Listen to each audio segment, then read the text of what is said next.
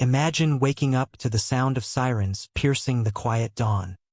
Not because of some real crime, but because your nosy neighbor decided your grandfather's handmade lake is now her personal cash cow.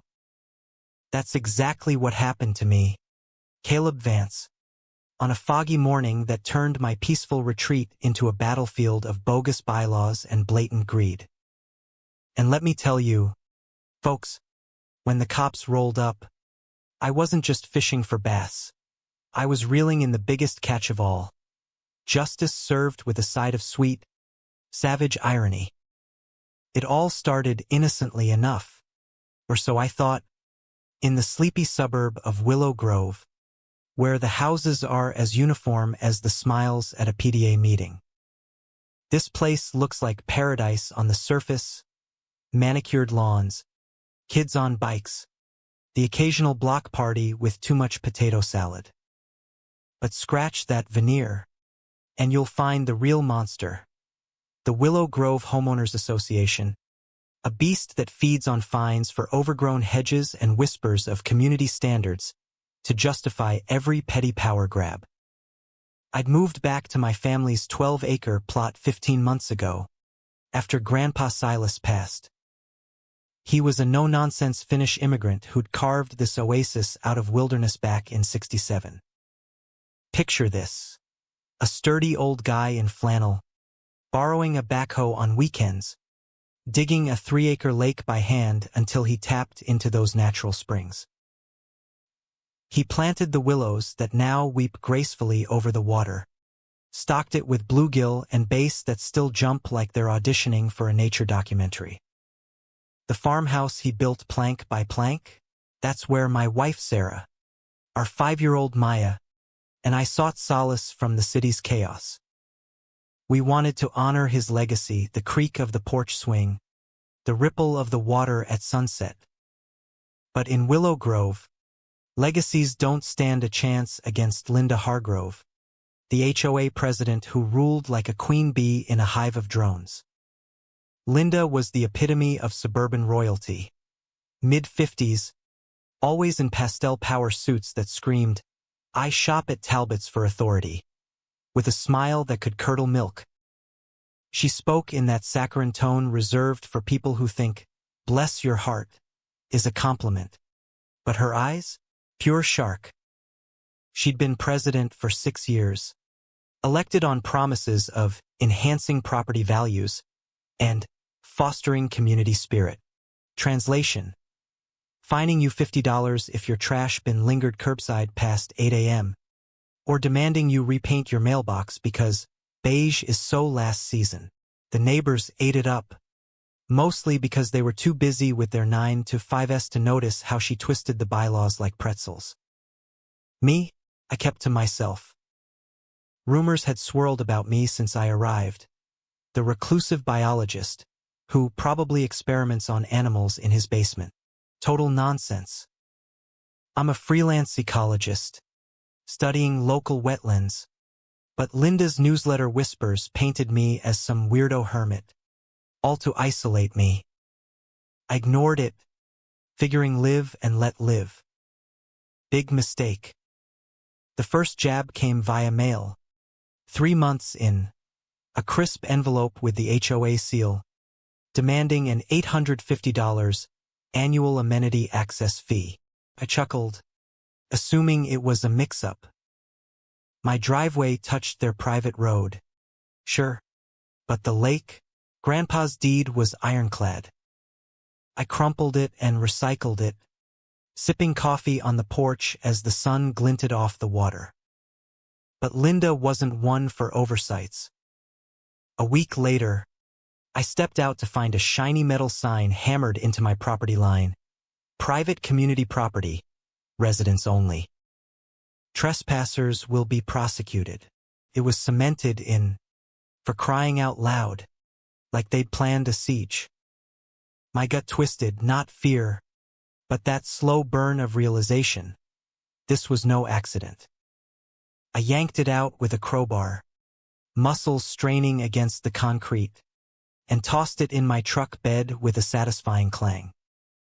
Not today, I muttered, But deep down, I knew the game was on.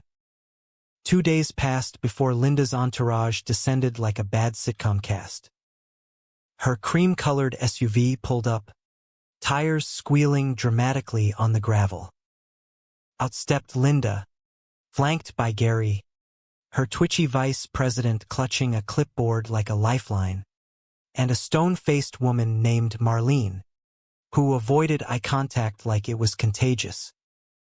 Linda's blazer gleamed under the afternoon sun, her pearls catching the light as she flashed that predatory grin. "Mr. Vance," she cooed, voice honeyed with venom, "we simply must address this unfortunate misunderstanding about the community's shared lake." I wiped oil from my hands.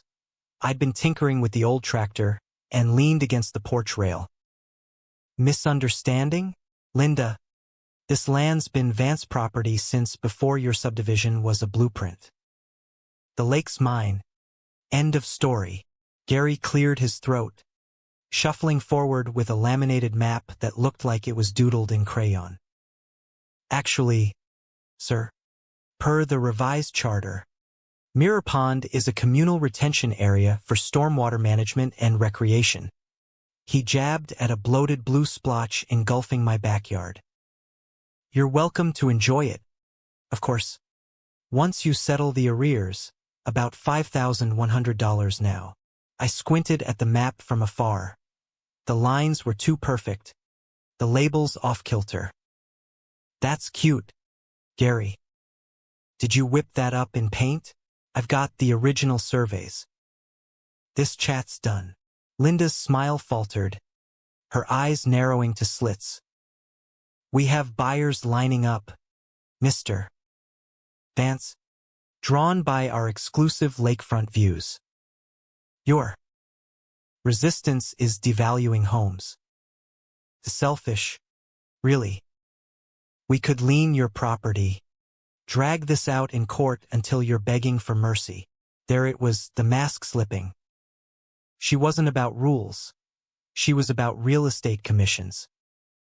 As I learned later, she moonlighted as the top agent for the development, pocketing fat checks by hyping private lake access that wasn't hers to sell. I held my tongue, watching them retreat to the SUV.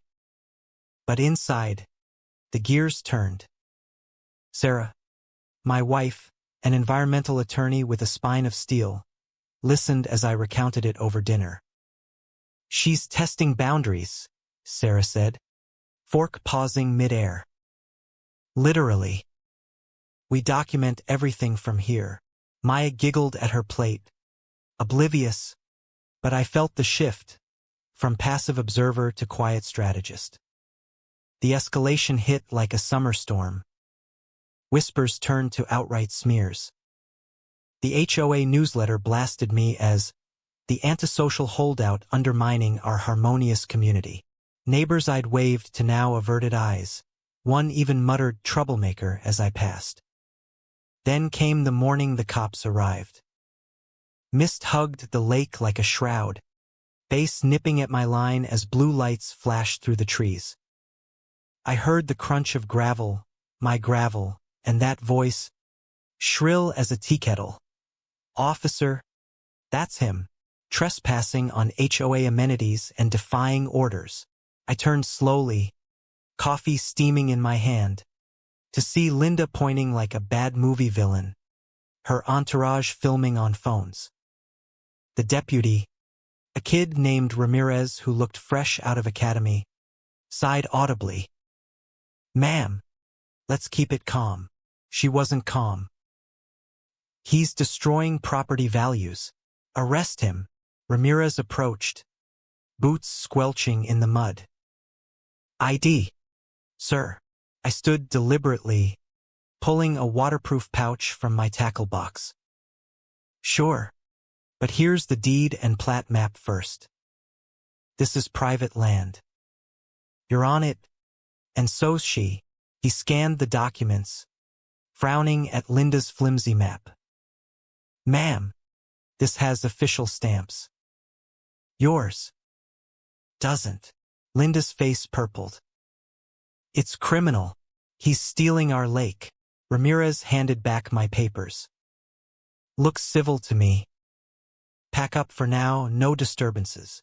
As I folded my chair, Linda leaned in, perfume cloying. You can't fight us, Caleb. We have resources. Sell the easement and crawl back to wherever you came from. My hands shook on the drive home. Not fear, rage. Sarah met me at the door, eyes blazing. She called cops on our land? Game on. We dove into research that afternoon at the county office, the air thick with dust and righteous fury. For hours later, jackpot. The lake was unequivocally ours. No easements. The 1998 Development Pact mandated the HOA fence their side. They never did. Instead, under Linda's reign, they'd nibbled at boundaries, mowing my grass, erasing markers. But the real bombshell? Public tax filings. Sarah pored over 990 forms while I rigged trail cams, high-tech ones with audio, hidden in the willows. Caleb, she whispered nights later, they've charged 47 homes a pond maintenance fee since 2018. $40K yearly. Expenses go to Hargrove Horticulture for algae treatment. Seen any workers? Nope, I said. Hargrove? Like Linda Hargrove. Her husband's firm, Sarah confirmed. Fraudulent billing on a lake they don't own. Over 6 years, $240,000 siphoned. We needed proof of intent. The cams delivered 2 nights post-cop visit. My phone buzzed at 11:30 p.m. Motion alert. Grainy feed showed Linda and Gary lugging a concrete bench to my shore. Flashlights bobbing. Audio crackled. What if he sues? Insurance won't cover non-owned land. Gary whined. Shut it, Gary, Linda snarled. He's a penniless tree hugger. Can't afford squat. We establish adverse possession, make it look used for years. The Johnsons close next week. That's $25,000 commission. Not losing it to some yokel with a rod. But the fees, if they trace the pond fund to your spa remodel. They won't. Drop the bench. Say it's from 2015. I saved it all. Heart pounding with grim satisfaction. Sarah drafted the nukes. Civil suit, DA fraud report, and DEP complaint. Spotted salamanders bred in our reeds, protected wetlands. Linda's bench and dock plans, from leaked minutes, violated habitat laws. Filing day, the neighborhood ignited. Linda's emergency bulletin dubbed me the greedy interloper hoarding our cherished pond. She crowdfunded $15,000 for defense. Neighbors hurling insults. One bricking my truck. Ugly, but we held. Subpoenas flew. We forced an emergency meeting.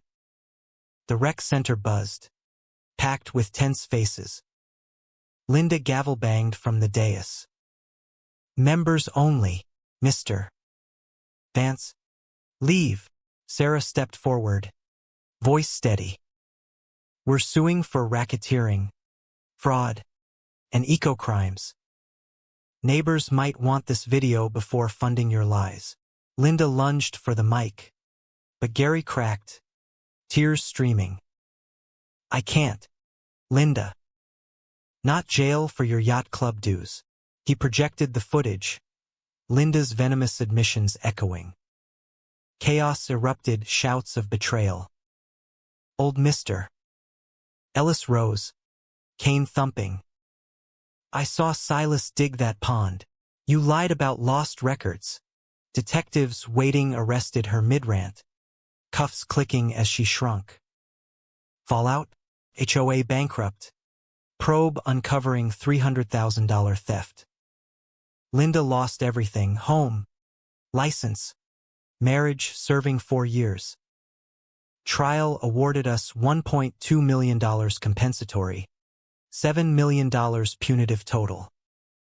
We forgave neighbors' assessments, taking insurance and her assets to rebuild, fund Maya's future. Tensions eased. We launched the Silas Vance Wetland Initiative, opening the lake weekends under our rules. Catch release, donations to conservation. Salamanders thrive in protected status. 6 months post-trial, mist rose as Maya and I fished. Our lake, Daddy? She asked. Ours to steward, kiddo.